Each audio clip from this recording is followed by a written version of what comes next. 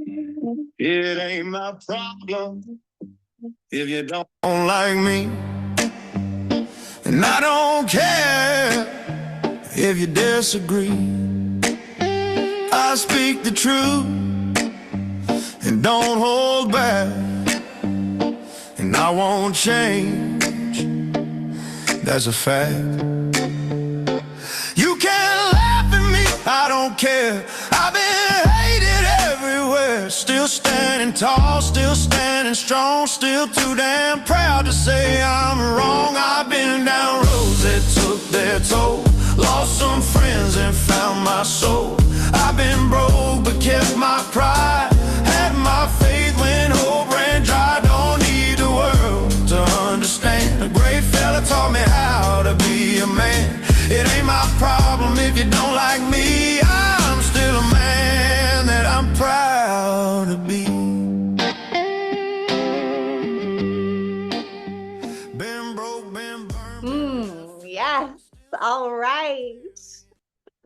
Welcome to the Modern Priestess weekly training, goddesses. And yeah, I'm excited for today's. We're taking a little bit more on like the Kinky Biz side of things, and our focus, we're going to do a little hesitation audit, which is like hesitation around selling. What comes up when we as a room of female entrepreneurs have to sit and talk about what we have on selling? And I'm inspired to bring this because this is like a very hot conversation that I'm having with a handful of my one-to-ones, and where they're calling themselves out on their selling journey. And I'm just tracking some threads. And so it's in my pleasure to bring it here today. So welcome.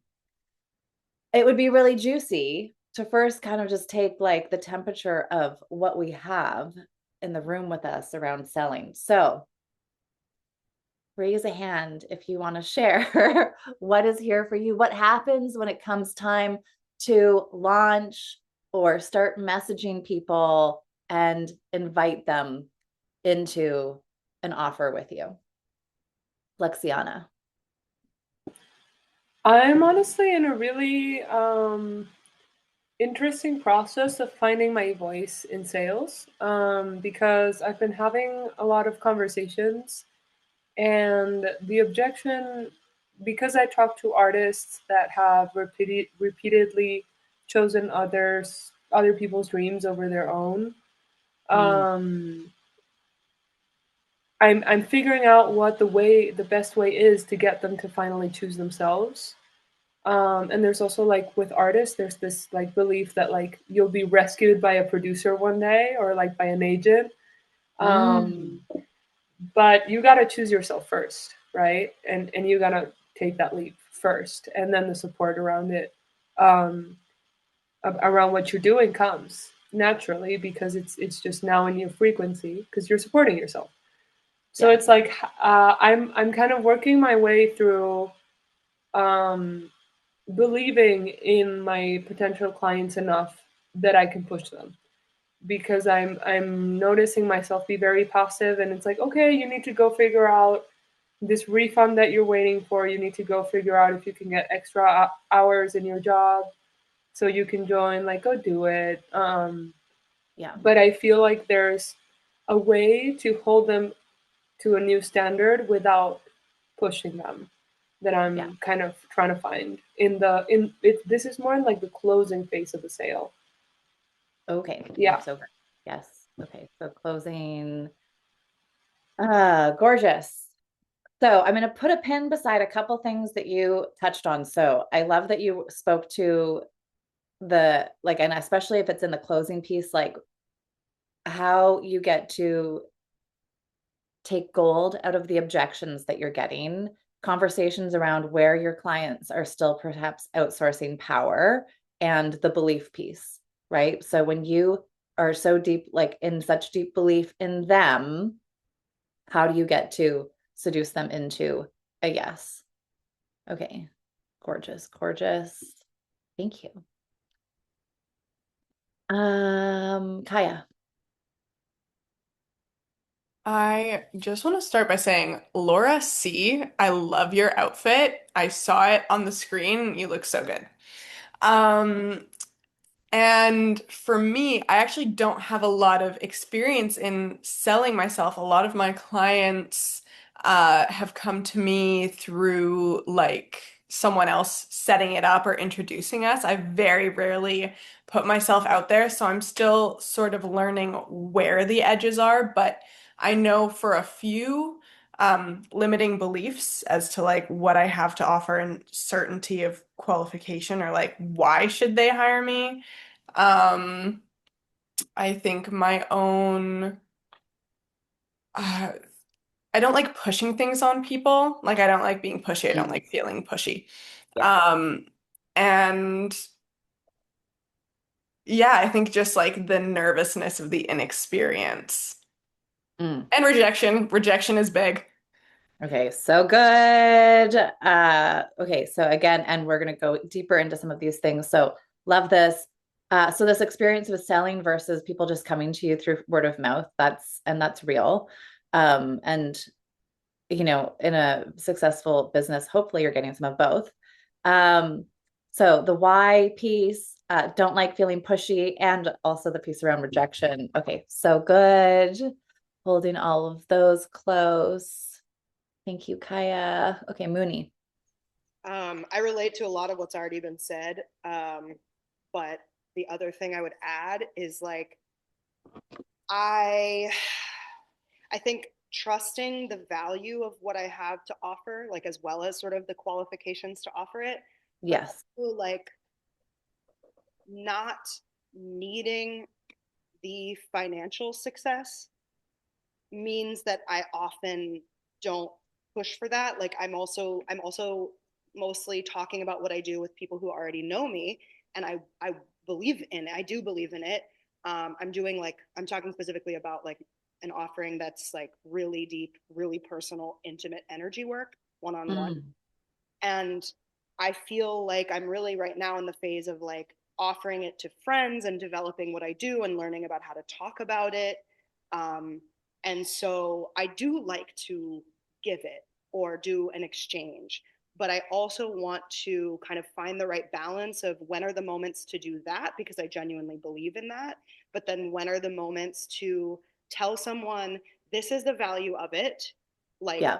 this is what it costs to do, Yeah. and to trust that like that's okay for me to ask, um, even if it's not like that important to me whether I'm making that money. Right.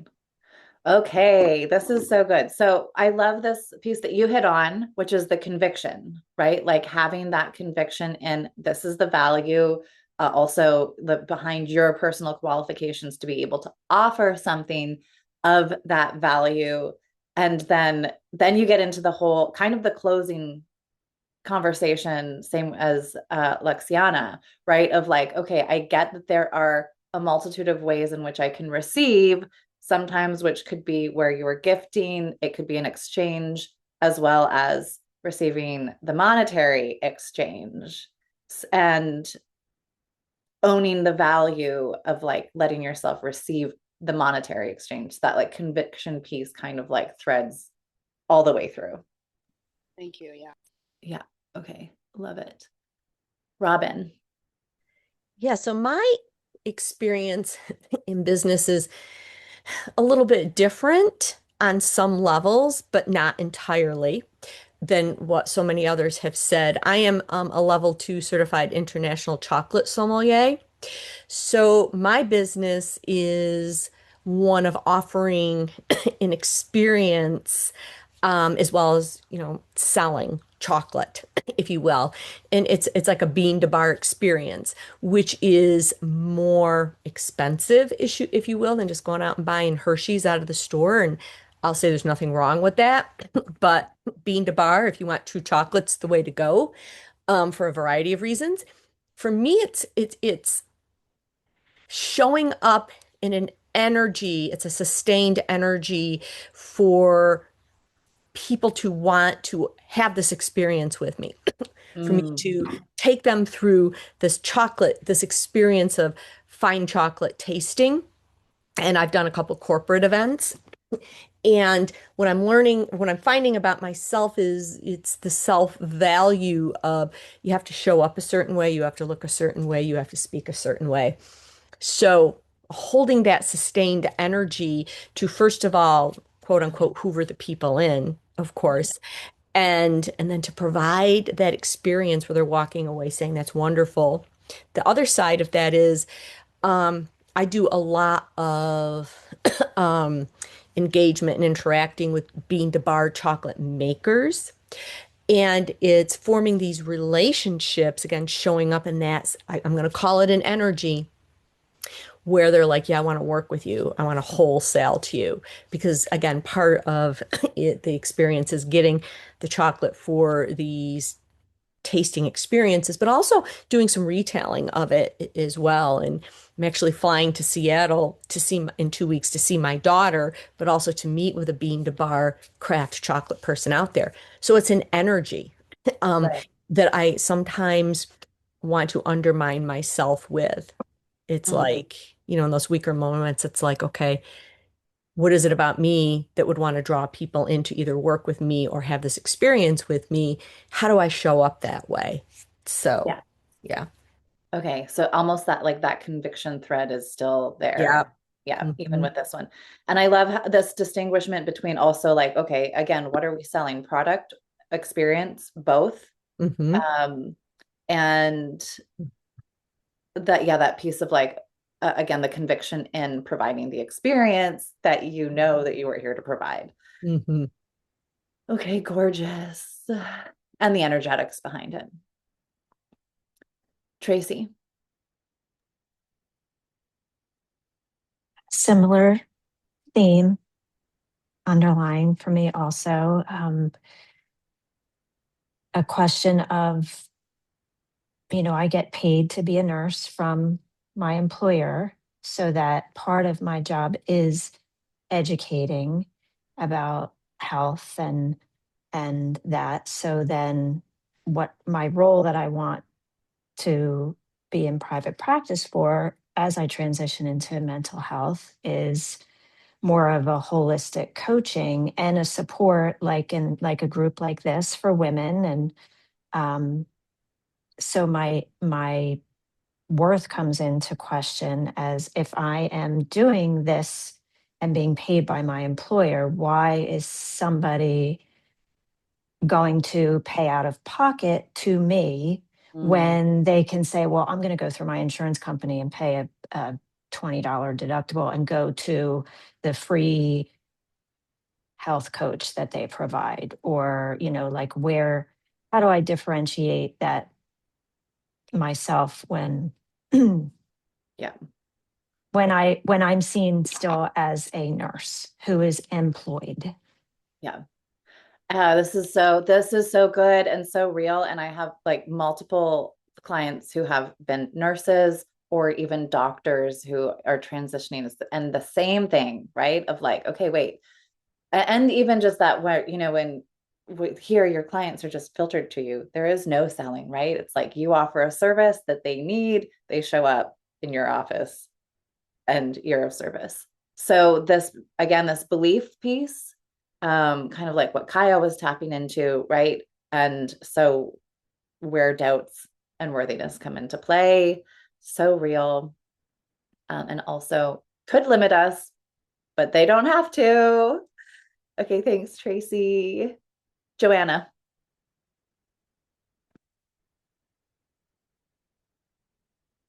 So I have my video off because I'm hungrily eating lunch. Um, so I was thinking that there's kind of like three different themes here at play for me.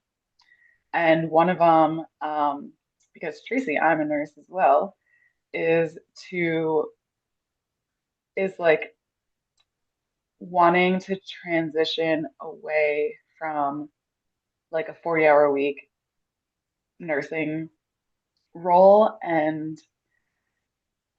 wanting to dive into this like side job work I've been doing for years, but without kind of like crushing its potential with the um, responsibility of like Oh, yeah. carrying me through life Yeah. financially.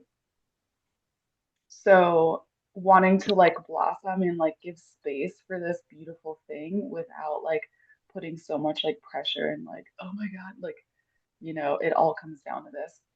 Um, and then another thing is like, okay, how do I word it in such a way, like as I'm creating this thing that is like new over the months, like how do I convey it in such a way that like I know its value because I do it myself, but like, how do I convey that clearly that my own energy and creation speak for themselves? Yeah. And it's like magnetic instead of like, I think what Kaya was saying, because this is the third thing, like, I've had coaches tell me, like, oh, if a potential client is resistant, you should just coach them through their resistance. Um, for like signing up for your program. And I'm like, okay, like I guess that's like kind of what coaching can be, but it also feels pushy and I fucking hate that Mm. energy. Like it just feels like such a turn off to me to like do to someone else, let alone like feel myself. So Right. I'm just like, ugh, like I don't want to do that. I want my own energy and my beautiful creation to convey this like incredible value themselves. Yeah. Okay, these are so good. So again, and I mean, I love that parts of this are actually, I think it was last week's where we were talking about like, yeah, the pressure and responsibility piece, which can feel so heavy, and that crushing piece that like, sometimes, not sometimes, that will squash out 90% of the entrepreneurs, who are on the path. And so I love this, and that piece around pushy, and then we're going to go into that today because that is so big. Because honestly, it's such a simple mindset switch, and we'll talk about that in a moment. Okay, thanks, Joanna. Caitlin. So for me, I feel like I have a hard time communicating and like connecting with people because I've been working from home by myself since 2020.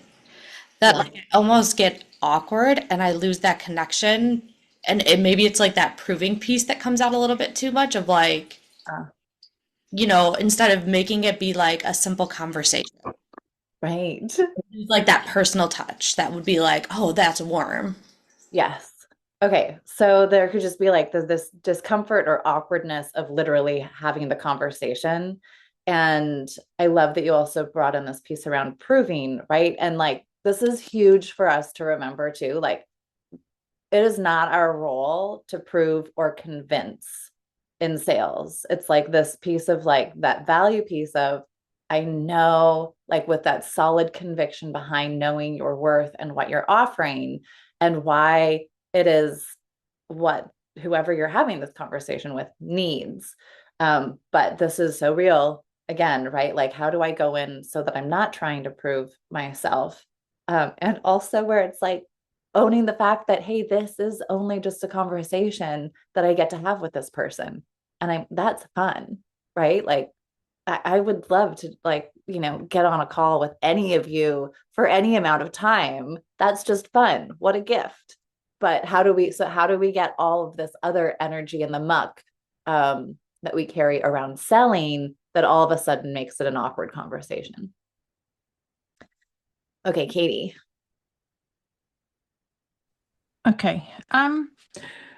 I for me it's a lot of it's about worth, but I had about 10 years ago, 10, 11 years ago, I had an experience where there was a dentist just behind Harley Street who said I showed him what I did and he said, "Well, I've got a spare room, use it for nothing." And Mm. he liked what I did and he sent people to me and I was earning, I was only up there one day a week and it was just extraordinary. And then one woman kind of took me over and just said, I want it was, and I've never really recovered from that. Um, And now I don't know how to describe what I do, because I know it's hugely accurate. But I just, for me, it's like, well, what do you do? And I cannot put that across. I mean, Kaya's a couple of the ladies, well, Kaya here has experienced a little bit of what I do, and so has another lady. But my problem is, how do I explain what it is I do? Yeah. Or how do I get it across that it means that it has value? Because it's not, I don't know what else to say really. So trying to find the words. And again, this takes us back to that conviction piece, right? Because like our sale really depends on our conviction. But it's important for us in the conversation to be able to make sure that we are very clear in the conviction of why someone is going to receive the value, right? Because we fully know the value of our offer. How do we clearly express this is the value of the offer? Because that is the core piece in selling. So I love this. And also, Katie, what I will say is often, especially, like I think almost everyone here is, like your work is energy work by nature. And it's really fucking hard to find words to describe what our work is actually doing when it's like one of those things that is felt, like it's kind of lives in the realm of, where there isn't language for it. So yeah, I don't think there is the vocabulary for it. Yeah. At this moment in time. Yeah. Okay. Also, so juicy. And actually we're going to go in, but this just because I know I'll forget it if I don't say it right now.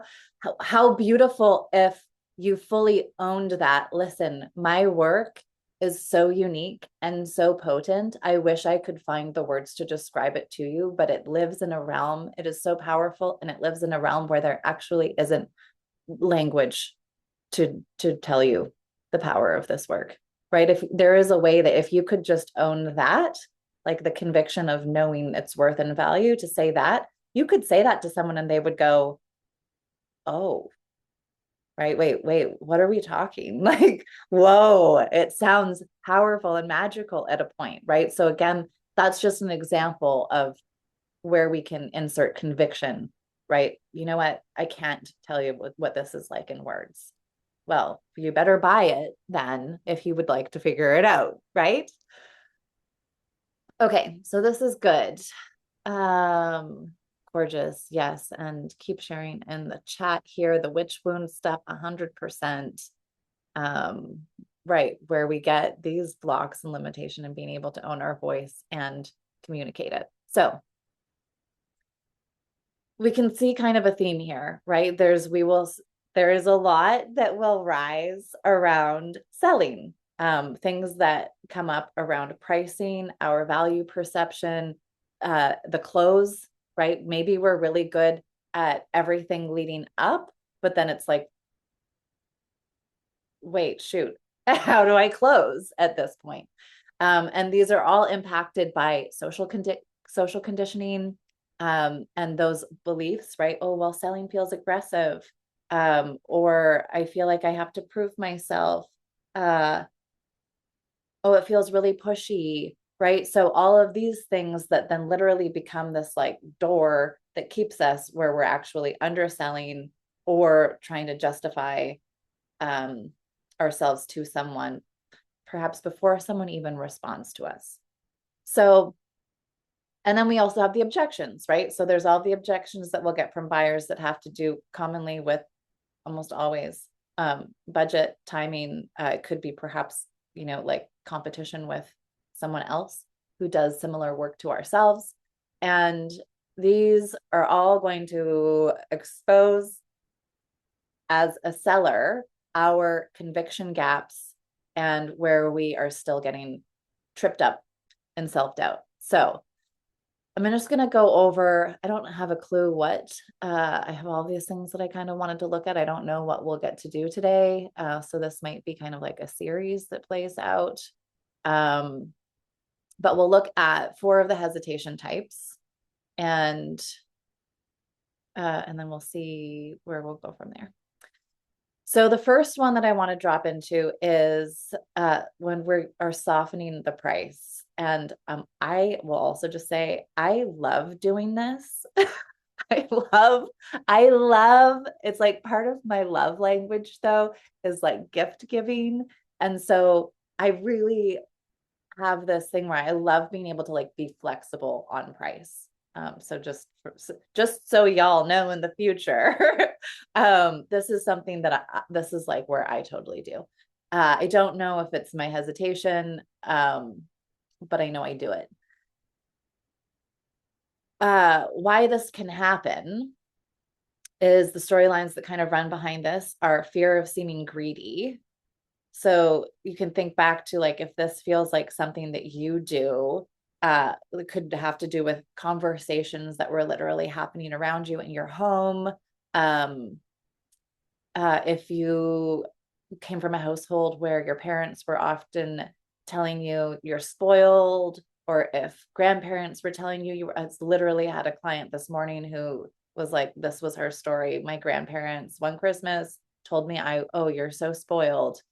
Or if the money talk itself feels icky. So if you still have limiting beliefs around money, you might literally just be carrying this like energetic around that money conversation that feels icky. And if it still feels icky for you, if you're having a conversation with a client and it comes to talking about money, they're going to pick up. It doesn't even matter. Like maybe you might feel solid in the conversation, but there's just this weird presence of energetics in the background that can get picked up. So one way to just do a quick fix if you are someone who tends to soften the price is really just own the numbers, right? Like this is kind of like Mooney, what you were saying. It's like you were like, I know this is the value of my offer. And usually we literally will do this, like we really know the value right off. When you are creating an offer, you first, it's like, okay, you get the idea and you kind of see the skeleton of like the journey that you're going to take someone on. And then it's like, ooh, okay, here's the name. And then you get all excited picking a name. And then it's like, okay, and then there's a price that goes with it. And right away, we always have an instinctive hit. This is the value. And I would also reason to say that we tend to pick a number that's lower than probably what the actual value is. So this is a way to just own it. This offer is priced at X because it delivers Y transformation, Y value. So this comes back to that conviction piece again, right? If we are solid in our conviction and if we know all of the reasons why this is such an incredible offer, you can hold to that value because you're able to translate this is this much because this is what you're getting. I had a conversation with a client and she says, oh, you've got to stop gifting me things. I feel like I'm going to like owe you. And I got off the call with her and I was like, wait, I've never gifted you anything. You paid me for everything that I've given you. And she goes, oh, well, maybe your sessions are just so incredible that it just feels like I've never paid you for them. And this was like that landed a new level of like, I got to see through a new set of lenses of like, whoa, my work is so powerful that people pay me and feel like they still want to give me more. And so we want to be able to take all of these little pieces of proof so that we can hold that conviction for the offer. Another way to practice doing that is like literally just take that sentence. This is priced at because it delivers Y, and just practice quoting that without apology, like in that essence of just knowing. And so this is where we get clean in our selling when we go to have it. I also, one super simple tip that will transform, and I swear you will increase your prices so quickly if you do this. Pick that number. Mooney, I'm just gonna like get you to like throw me. So what would you say you know the value of the sessions that you want your clients to pay you for?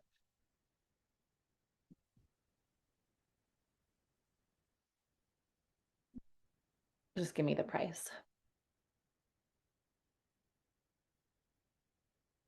You can type it or unmute.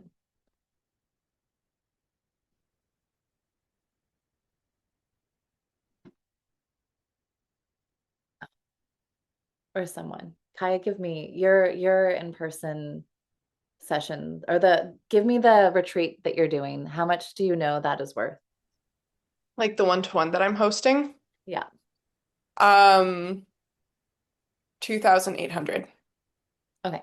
So it's 2,800. So there's this practice of just doubling your offers right now. So everyone think of like one of their offers.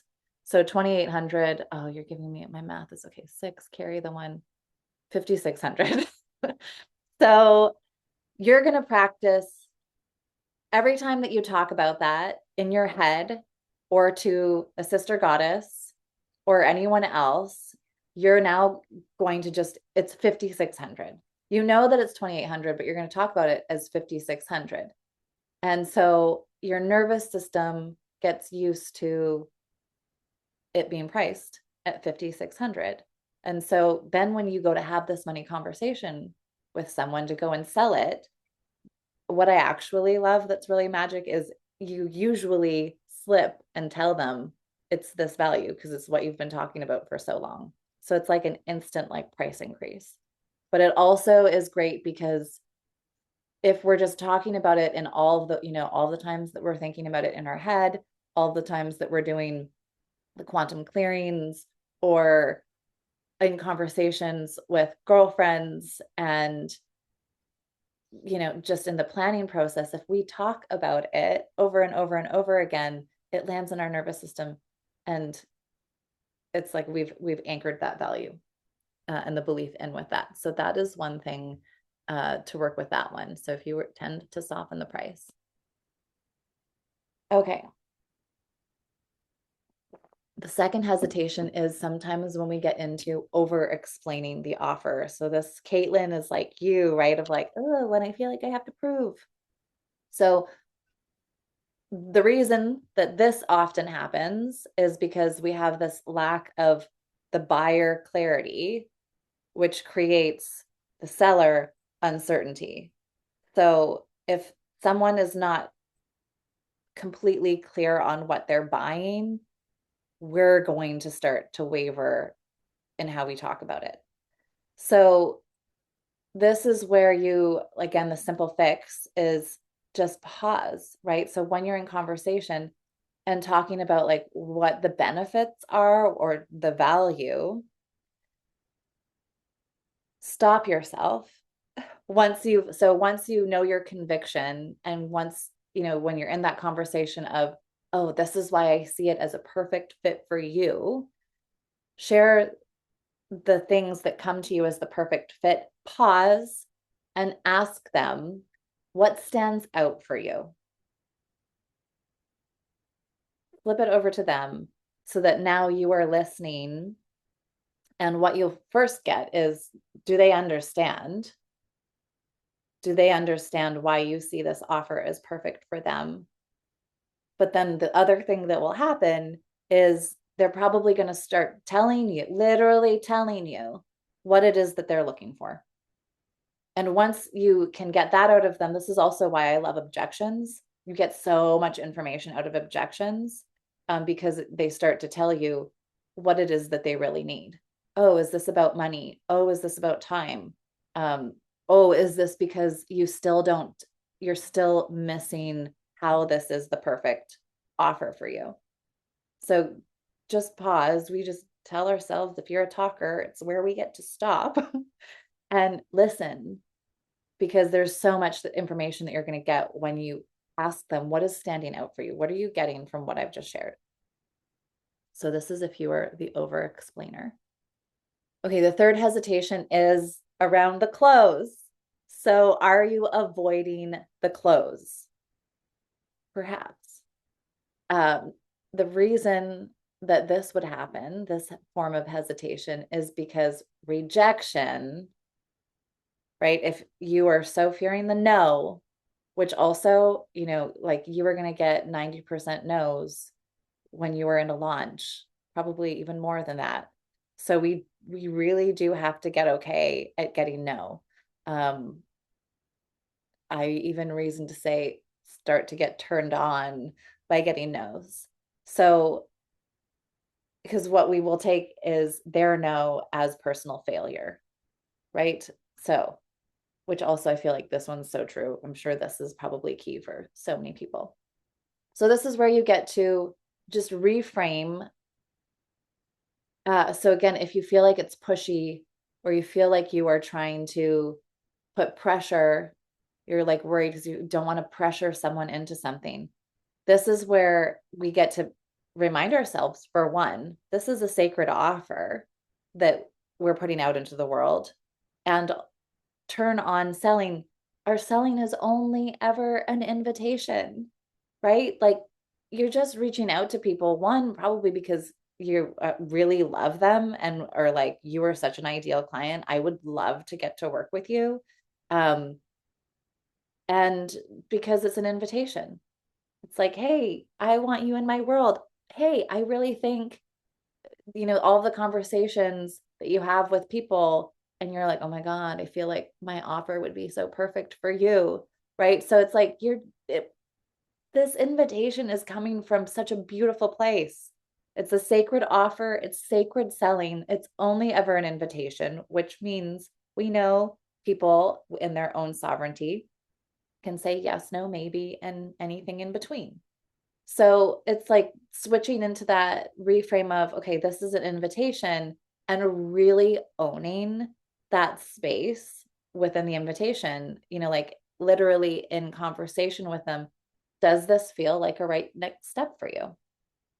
And then what you can also start to do, which we probably won't get to do today, but would be really fun to do next week, is also start to role play with the no's as redirection, and also role play with objections, because this can get really sexy.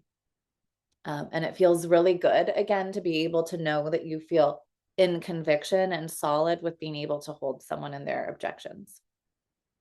Okay, and our hesitation can come from handling like client pushback. So where we see, are you just shutting yourself down? So if someone comes up with an objection, are you just perceiving that as a deal killer, not just an information gap? It kind of goes back to the over explaining piece, right? Like there might just be a breakdown in communication. So simple fix here is to acknowledge, is acknowledgement and question. So if you hear an objection, you could say something like, acknowledge, okay, I hear that your budget is tight. And you could simply just like, when do you think that might shift? Is it just, are we going to come back to this conversation another time? I hear your budget is tight. What could change? Like what would have to change for this to be a yes? So just having these solid questions that still hold this person to a desire. And where I like to play with this, if it's a clean no, I always will like to leave it. But if someone is like, oh my God, I'm such a yes, but my budget is really tight, I don't know how I could do it. Okay. Someone's desire is here, right? It is a yes. So it's like, this is where you kind of get to be, like Joanna, I'm thinking about what you were saying and how people were like, we'll coach them through their limitation. This is that invitation of like, how do you actually get to show up for their desire, right? Because expansion is on the other side of that. Your program literally might get them the thing that they want. So this is how I always, like in selling, I'm like, God, I'm so great in taking a stand for sisterhood and their desires, because this is where it's like, we could just shut down and say, oh, it's a deal killer. But that person might secretly be praying for you to take a stand with them, but they don't have the capacity. It's a capacity thing, which is also why you're having the conversation with them, right? Something around their capacity has to shift, but it can't shift if you just like oh, you're a no. Okay. Right. So this also allows you to build, if you acknowledge them, you're giving them and follow it with a question. What you're doing is actually building a rapport with them, and without putting them in a place where they have to be defensive, which is sexy. Okay. So essentially, like, where we want to shift this and where I would love to go next week, because I feel like we have to continue the follow through, is in this hesitation audit of like really taking a look at looking at hesitation is not a flaw, right? It's just a signal that your conviction just needs some amplification. And so when we drop into this embodiment, which I think would be really fun to do with the role play, is where we get to shift from, am I being pushy, to, am I being clear on the value that I'm inviting them into? And then this is how we get to be able to shift in from selling with hesitation to being hesitation free, so that you are literally selling and closing with your clients. And so what we'll do is we'll play through some role play with some of these different hesitations. Is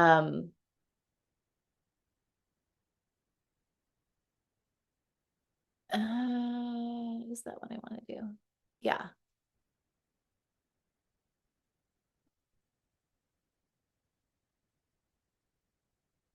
Let's go through. I would love to hear, as I'm going through that, what were people feeling resonated with them? I saw some of you putting in thread. I think I saw one of yours, Kaya. I'm a over explainer. Oh, Katie. So good. Let's just share. What do we have in the room? Oh, hi, Aggie. Yay, didn't see you pop in.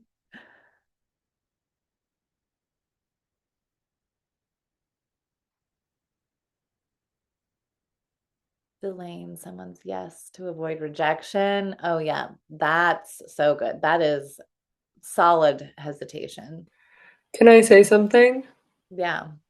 I literally like so many conversations with these like fantastic artists that I'm so excited to like see them thrive, become like multiple short conversations that I am kind of in the process of figuring out how to get them to like bet on themselves. Yeah. Because the investment is like, for their economic status, is like just simple budgeting because it's $111 a month. Mhm. But it's like there's so much charge around money and artistry, and I'm realizing like there's, okay, like go do this and we'll check back in like 2 weeks, or we'll check back in 3 days. Like I talked to someone yesterday that was going to go talk to their boss to see if he could get an extra shift every month, and then we have a call on Sunday, and I'm like, is that actually what needed to happen, or am I making the sales process longer than it needs to be because I'm. I mean, yeah, you maybe, but also what I like that you did was you did meet them where they were at. So it's like an Yeah. approval of, here's, like, you met them at their edge, right? Mm. And it's realistic. I mean, you will get that. Like, sometimes people will say, okay, I so want to do this. I've just got to go talk to my husband. I want to do this. I just have to go shuffle some things around in my Yeah. finances, Yeah. So 'Cause- yeah. Yeah, because there's a lot that a lot of conversations that were valid concerns. They weren't like, I'm not gonna be able to like, get the fancy nails or something like that. That's a little bit more optional. yeah. There were like valid concerns, and so that's why it also didn't feel like the moment to get really pushy, but rather close the call in leaving them in problem solving mode, rather than like, oh, I can't do this because of money, rather than like, okay, this is what I want, I need to go solve some problems. Yeah, you've opened them to opportunity, or not opportunity, possibility. right? Yeah. Like it's kind of like closing with, well, that question of like, okay, well, what would make this possible? And he was like, Yeah. if I could get an extra shift every week, I can do this. Yeah. Yeah, for sure. Okay, thank you. I feel confident in the strategy that I'm Yeah, I like implementing. it. Thank Yeah. you. Appreciate it. And 100% then follow up. Yeah, Right? no, of course, Follow of up and course. lock it in. I Yeah. will follow up with you Yeah. until you die because your dreams are important. And so I don't care if I have to do it for 7 years, I will follow up with you until you die. So good. Okay. We do still have a little bit of time. Maybe what it would be fun to do is do a little bit of this work to just send you off before we come back next week. So, like the question for us before we go into playing with this role play is really like, what part of value are you not fully standing behind?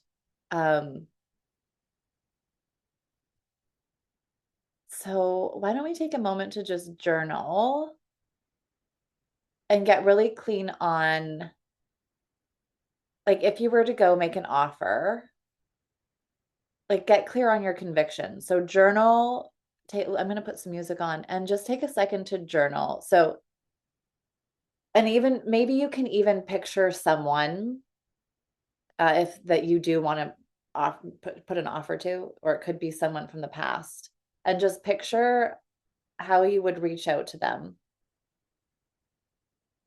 and invite them in to whatever offer is that you want to give. So this is just getting clear on the conviction, get clear on why your offer is so powerful and potent for, I think pick someone, because I think if you can pick someone, there's a reason why the offer is really good for them. If you can't think of someone, that's fine. Just like make the list. Why is this offer so valuable for someone for you to be of service to?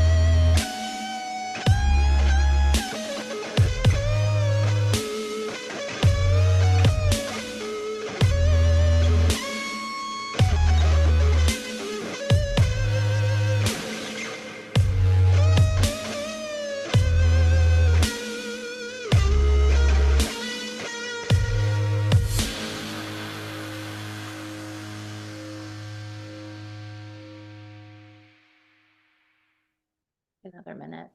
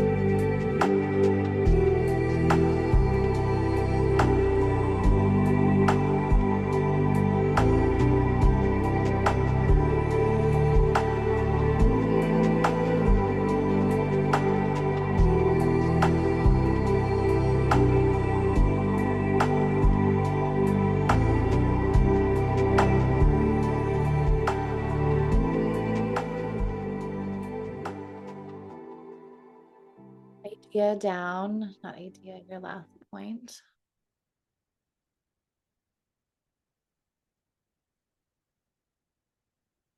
Okay. And so great play work to take away from this if anyone wants to really drop into the role play already, if anyone is selling. Looking at a couple of you that I know that I know are. The role play is a really great idea. So if you can get someone to pair up with you to do some role play, and take turns switching so that you are the person, so that you are the seller and also the one giving objections. Honestly, role playing is just, it is so good.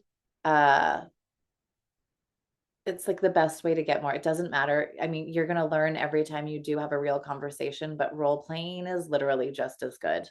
So do any role playing. And I would recommend that you actually record yourself so that you can listen back to hear, okay, like do a little check of like, how in conviction was I in making this pitch, making this offer? So I recommend replaying it just so you can listen and actually hear like the intonation in your voice. And just a little teaser for next week, some of the role playing that we will also look at. We'll do some in time stuff together on the call, but I'm also going to just go over a couple. I gave some today as I was going through the different types of hesitation, but I'll do more. We'll work with objections like, again, the budgeting, the competitor comparison, which honestly, I feel like people are often too nice. They're not going to tell you, but what would you do if someone said, "Oh, well, I've found," actually that does happen.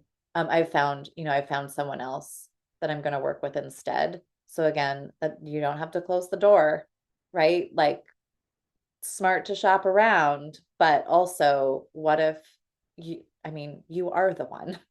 That the other person is not the one, you are the one. So how do you get to respond to that? Value doubt. This is the one that I actually think most people are too kind to say. Like if they were to say your price doesn't match what I feel like I'm getting, they're probably not going to say that, but you might be able to feel that energetically. So how would you respond to that objection? And if someone's telling you they can't afford the full commitment, how do you get to respond to that objection? That's an easy one.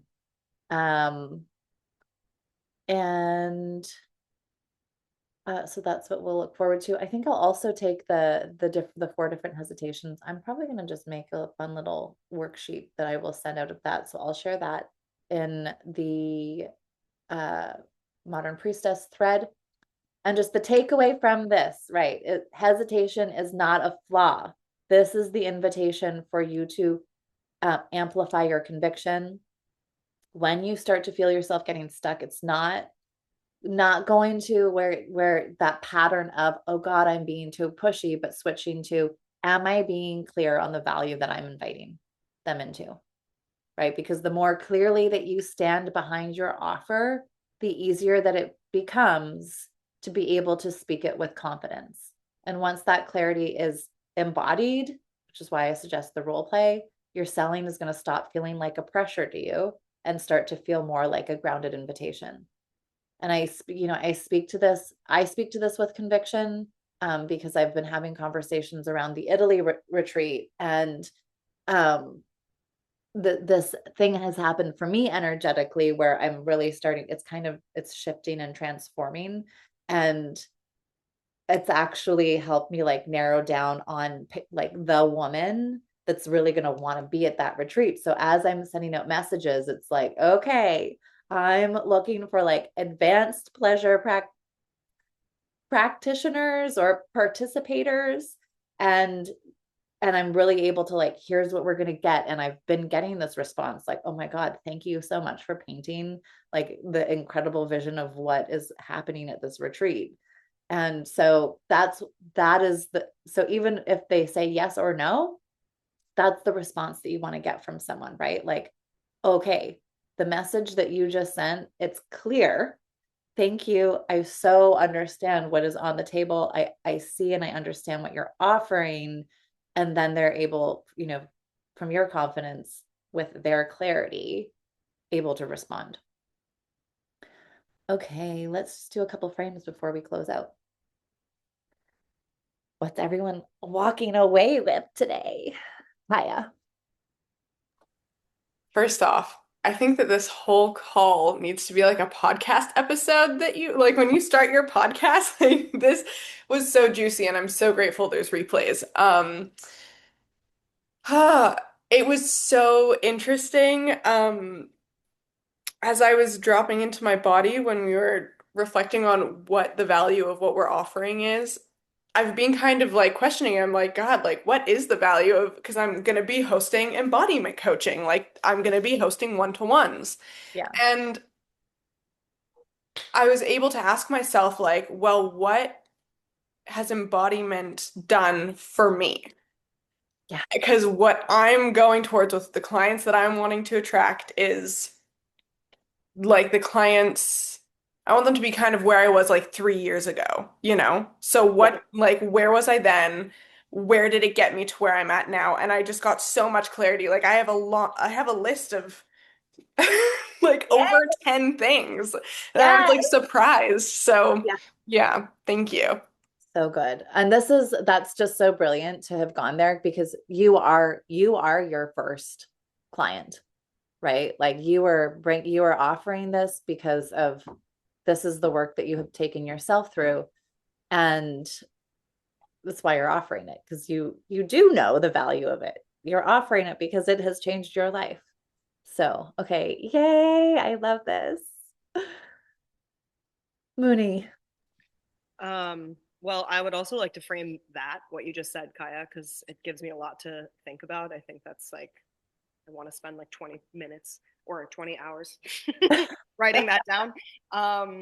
But yeah, it's so helpful to hear other women, the like the way that they see this fundamental, like, self-doubt issue, confidence issue, whatever, how it's operating in their life, because it helps me see all the different skins of kind of the same thing, and it normalizes it, and it reminds me, like, okay, there's not this it's not this problem that's unique to me. I'm not at this problem because I am not doing something valuable. It's just that this is what's here. Ah, oh my God, my body softened feeling that, right? Of like, oh fuck, I'm not doing anything wrong. This is just the journey. Yeah. Amazing. And we're not alone in it. Thank freaking God we are not alone in it. Okay, Lexiana. I was honestly just gonna say that. Like, this call made me realize, like, I know a lot more about sales than I thought I did, and I'm doing a much better than I thought I was doing. Ah, Um, so thank you. I really appreciate it, and also, like, let's freaking go. It's like, it's so cool to just hop on calls with people and like just try things, you know? yes. Oh my gosh. You know what? That's a really great outrageous dare. So you just upped the work play, like, okay, so Mm. sure, go do some role play with each other. But if anyone's just like totally inspired and like, let's fucking go, reach out to a couple people that you actually want to work with and practice selling to them. It's only an invitation. Like, make it just something that you're curious about. Do it as an experiment. Just go message them and see how it goes. Okay, love it. And Katie. I guess for me, it's being the frame is being amongst women who actually really do value themselves. Yeah. And that's quite almost shocking to me. It's like, well, because I've lived in this sort of devalued, what I do is nonsense type of environment, you're sort of almost apologizing, and being amongst people who are not apologizing is like, ooh, takes some getting your head around. Yeah. And it's, yeah, certainly gives me food for thought for sure. Yeah. This is so good. It's actually in the mastermind that I'm in, we were just talking about this, like this, what are we tolerating? Like, are we letting ourselves be surrounded by people who are just gonna have like poor mindset and poor hygiene around money and beliefs and like continue to listen to them? Like there's so much value to surrounding ourselves with women who were like, anything is possible. You can do this. You want it. You can have it. You're so valuable. Oh my God. Like, right. The women who are going to remind us that we are fucking powerful and like write our crown and then like, spank our asses as we step out the door to take on the world. Right. Like we need those women in our lives. So yeah, feeling you so deeply on that, Katie. And how Yeah, it's like a different, it's like a quantum leap. yeah. This is. So yeah, thank you, everyone. I feel like everyone's gonna go out and actually be like, oh my God, guess what? I just made all these sales. May that be what happens. Okay, great. Great frames. Thank you, goddesses, for coming and dropping into this space. It would be really hot also, just so again, we can feel the power of the leaders and the value of like literally what is in this room. If you want to like be witnessed in your value, I invite you to take some of the things that are on your list that you just journaled on and pop that in the thread, just so that we can feel like, let's like feel the resonance and the value and the frequency and vibration that is here in this container. And I hope that you come next week so that we can carry on with part 2. All right. And I feel like we need to dance out after this. So here's my favorite playlist right now. It's so sexy. May the erotic cowboys woo you into the rest of your day.